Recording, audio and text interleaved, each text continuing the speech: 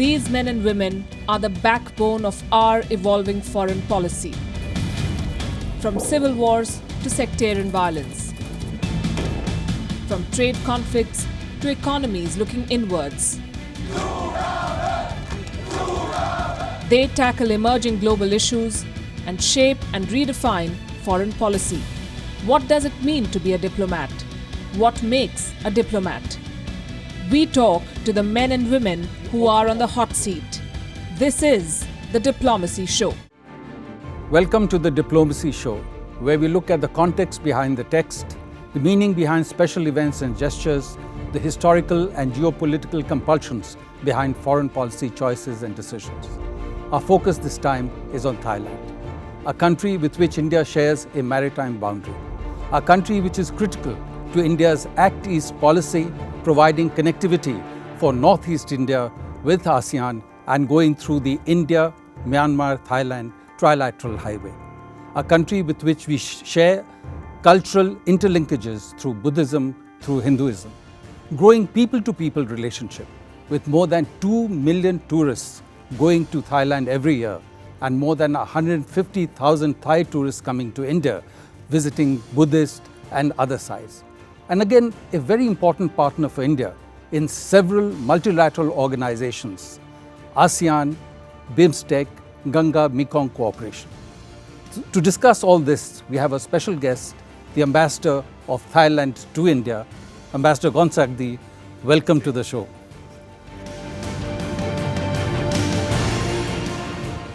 I wanted to start with an event that took place recently. There was a much noticed coronation of the new Thai king. What does the monarchy mean for Thailand? And if you could share with us some of the events connected with the coronation, which also point to the linkages, cultural linkages between the two countries. Well, Thailand is now a constitutional monarchy, but we started as an absolute monarchy. The new king is King Rama X, so he's 10th in this dynasty. Before, in our past, the monarchy played an important role in our opening up to foreign countries. Western people and maybe Indians may remember the movie The King and I. And that centers around the king's relationship with his English language teacher, that's King Rama IV. From Rama IV to Rama V, we opened up our relations with Western powers, and that is the reason why people refer to Thailand as not having been colonized by Western countries, because of the informal alliances that the monarchy forged. The King Rama IX, the father of the present king, he's known as the development king, and he's won many international awards, UNDP Lifetime Achievement Award, because he played a role in the development of the country. So the monarchy is another pillar, that supports democratic government. It's above politics, but has always played a stabilizing role in our country. So the recent coronation was an opportunity for Thais, to reach back and understand our cultural traditions and so on, because the previous coronation was 69 years ago. Although there are some Thais, who have lived through 5 kings, people like I myself, I've only lived through, this is the 2nd king. Another factor that people have noticed in the context of Thai politics is the role of the army. Very often the army has stepped in to impact on the governance structure. How do you explain that and the continuing role of the army in Thai politics? The army has had a role in the past as well.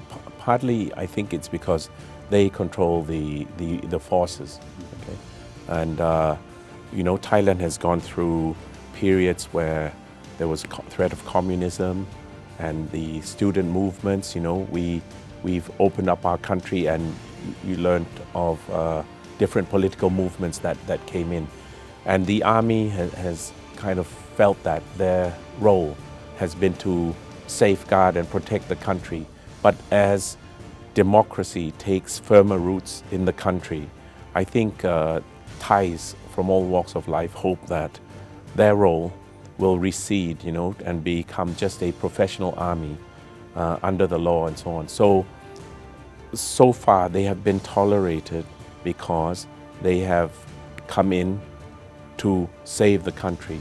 But we hope that this will be less of a role in the future. You referred to the fact that Thailand was not colonized, and most of your neighbors were.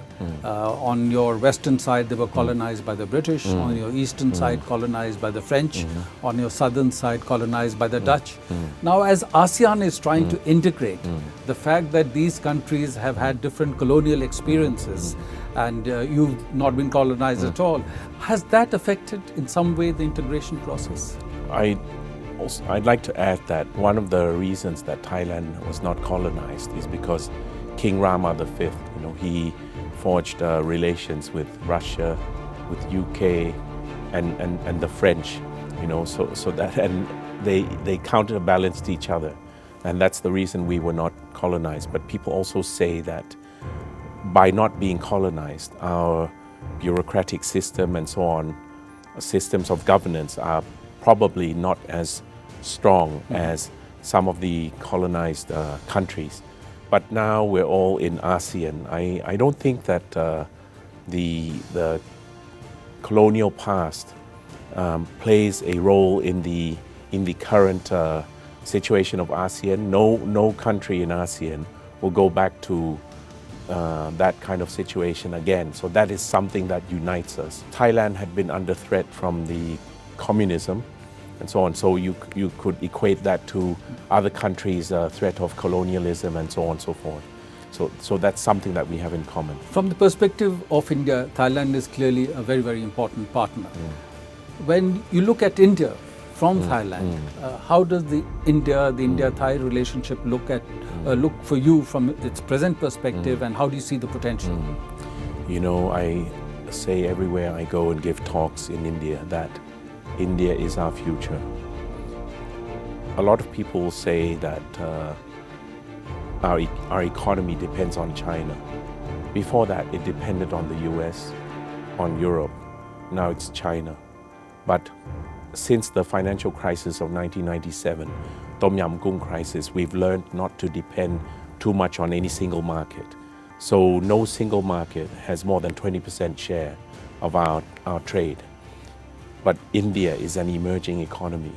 India is on the rise as an economic power, but also as a political power. India, that is the economic power, will secure our growth and also that of ASEAN for the future. As you're building the economic and political relationship with India, what are the challenges that you find, and what should be done to speed up the processes? At the bottom, it's very simple. Thais underestimate India. A lot of Thais still think that India is still underdeveloped, backward country. That's not so. Whereas Indians also see Thailand mainly for tourism and culture. They don't think of Thailand in terms of trade or investment as much as they should. So one of our basic jobs is to make Thais see India in a new light and to get Indians to see Thailand for its fullest potential, which includes, within the ASEAN context. Thailand this year is also the chairman of ASEAN, and for India's Act East, again, the relationship with ASEAN are critical. Last year at India's Republic Day celebrations, all the 10 heads of state and government of ASEAN countries had come to India and were honored guests. So from the ASEAN perspective, how does the relationship with India look, and how has it evolved? What would you like to see more done? So the relationship is on a good, friendly footing, but both sides need to accomplish more together. One of the priorities this year, especially because of the trade war that's going on between two big players, and that's slowing down, it can slow down our exports. The signs are like that. We need RCEP, Regional Comprehensive Economic Partnership, to be concluded, to help stimulate global trade. We need the ASEAN-India FTA, to be completed.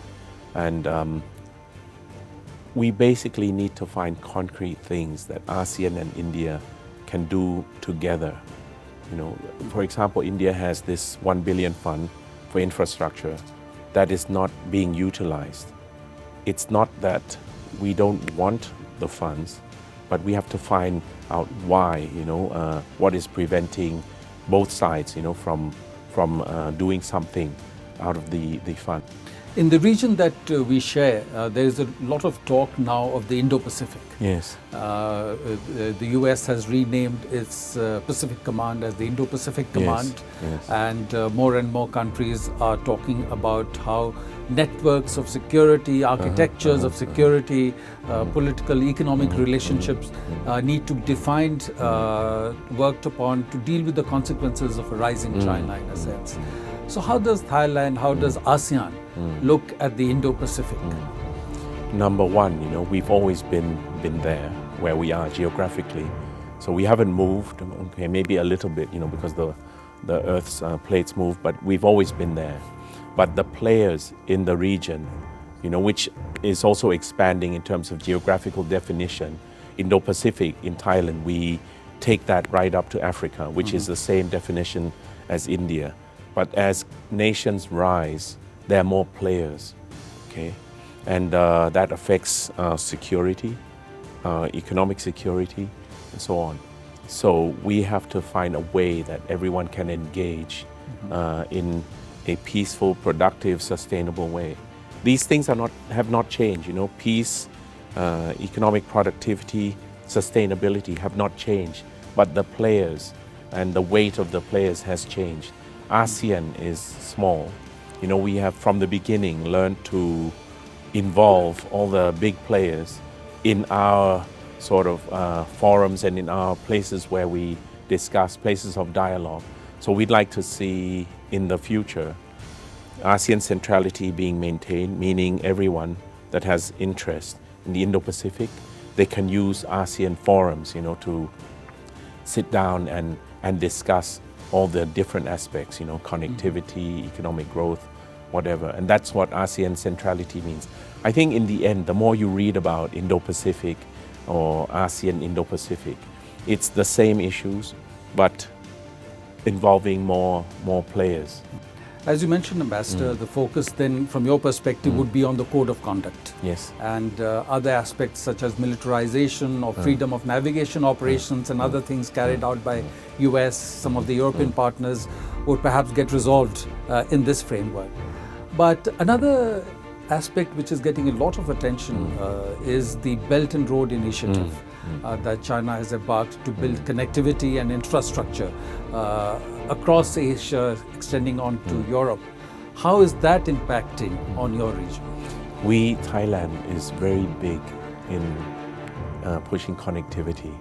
We've pushed it in the ASEAN framework, APEC, BIMSTEC, ACD, ASEM, because apart from, this is the way that we can open up trade, between us and bring economic development to the more distant parts of our region.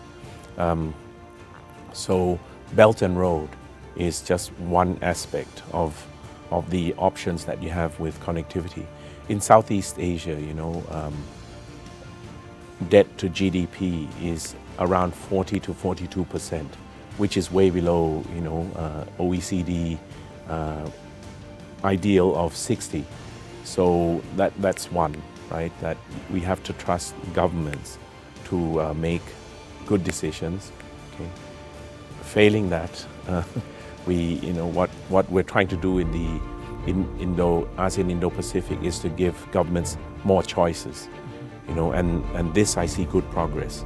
There's been some concern about lack of transparency, debt unsustainability being generated through. So has that affected Thailand in any way? No, because we are one of those countries where we keep a good eye on the level of debt, to GDP, and we have different players that come in, for the connectivity projects.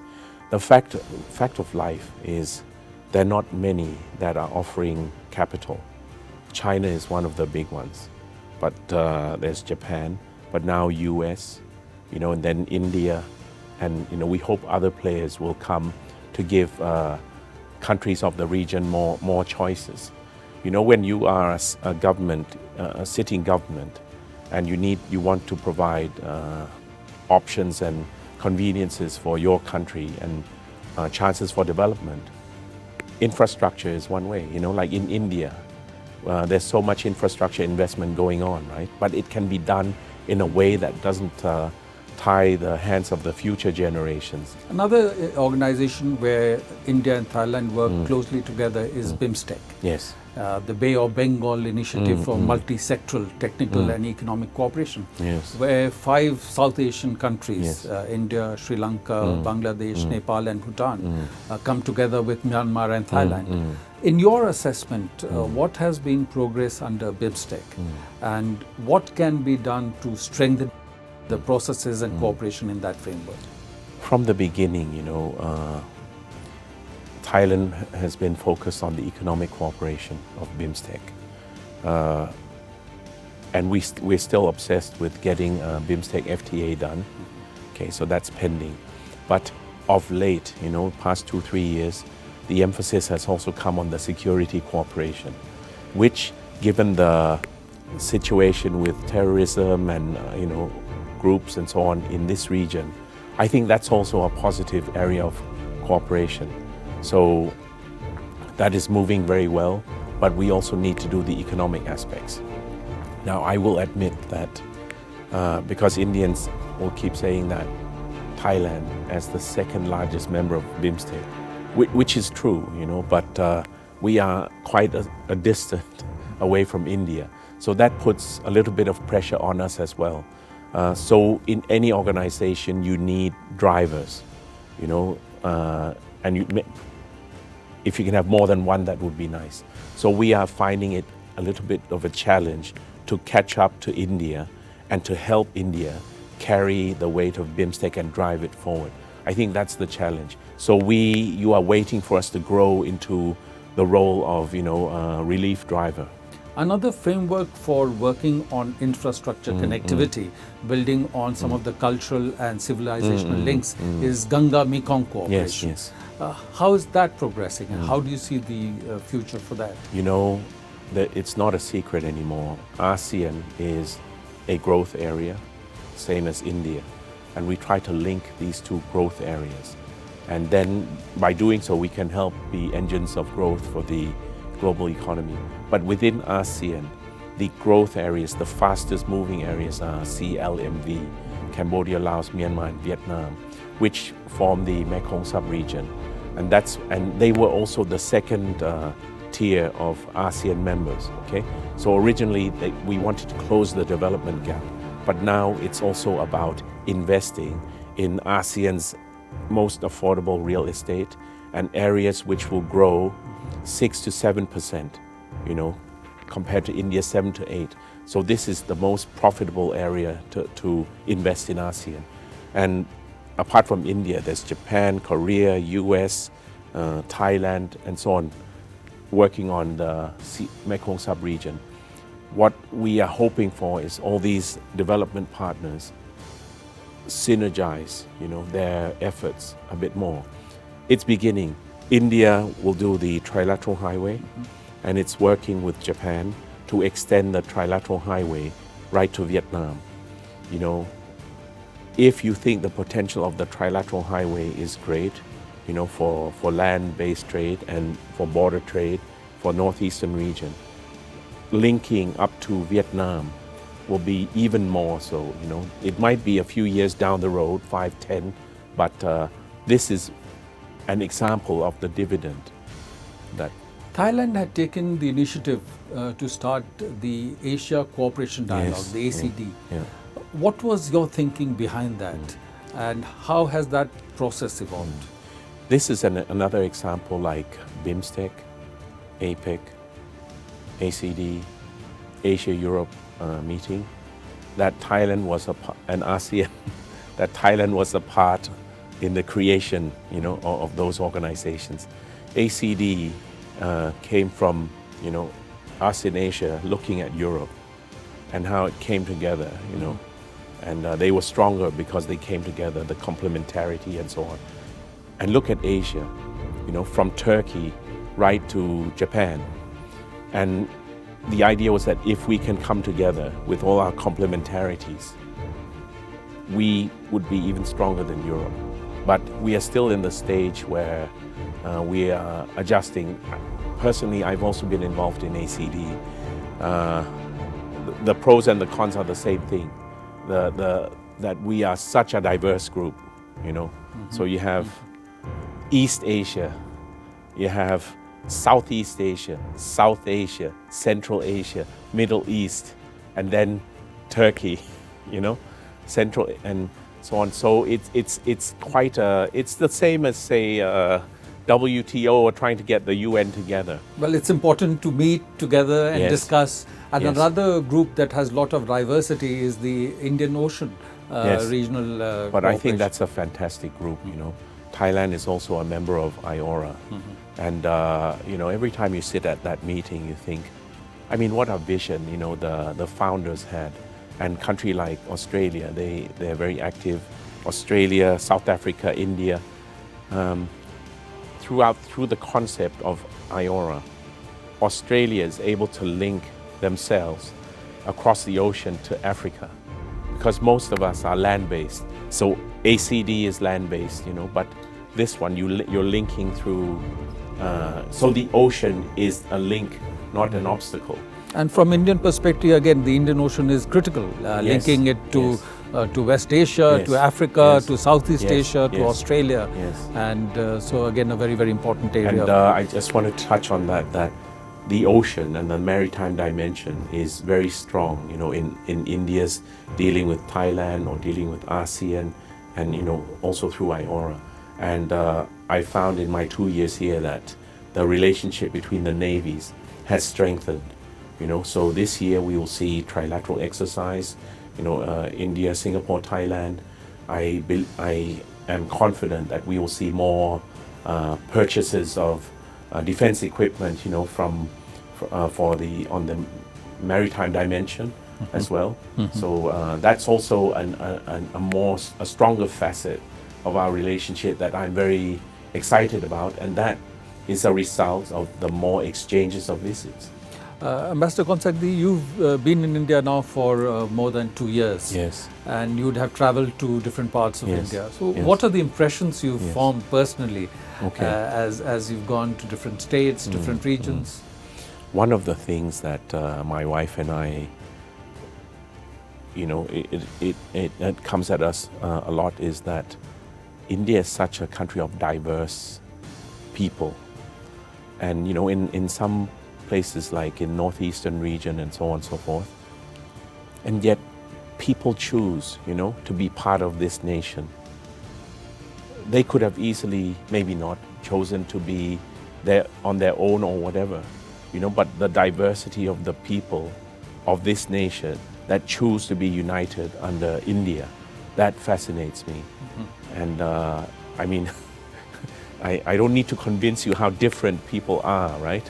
And in India, and yet you are united, you know, by one. That's a very important observation. You know, if you just look at the number of Indian languages in the Constitution of India, Yes. perhaps is more than what you Yes. have in Europe. Yes. So it's diversity certainly Yes. is a very Yes. important dimension. Yes. So, Master, I wanted to thank you for joining us for this program. And as our discussions showed that there is a historical, civilizational, cultural connect. There is a very strong bilateral relationship focusing on the political and economic. And we come together in a large number of international organizations. Yes. And the cooperation in the framework of ASEAN, I think, especially as the world order is in flux, and we are all dealing with uncertainty and Yes. change, will be another stabilizer Yes. and stabilizing influence as we cope with these changes. So Yes. thank you once again Thank for you. joining us. And I hope that as India grows, our friendship between Thailand, ASEAN and India also strengthens. It will. Thank you. Thank you.